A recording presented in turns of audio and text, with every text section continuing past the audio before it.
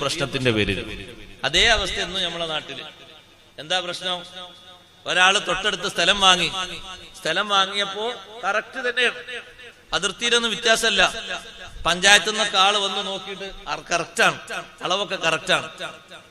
പക്ഷേ ഇപ്പുറത്തുള്ള സ്വന്തം സഹോദരൻ പറഞ്ഞു, എന്റെ 1 മീറ്റർ കൂടി നീ കൂട്ടിയെടുത്തിട്ടുണ്ട്. അളന്നു നോക്കിയപ്പോ റെഡിയാണ്. പക്ഷെ ആളെ മനസ്സിലുള്ള കറ മാറുന്നില്ലേ? 1 മീറ്റർ അങ്ങ് കൊടുത്തേക്ക്. അത് ഉസ്താദെ നമ്മൾ അവകാശപ്പെട്ട് കൊടുക്കാൻ പറ്റുമോ? ഈ ബന്ധം നിലക്കാനാ കൊടുക്കാൻ വേണ്ടി പറഞ്ഞ്. അയാൾ ഇനി എന്നും അതിന്റെ ഒരു പിണക്കത്തിൽ നിൽക്കണ്ട.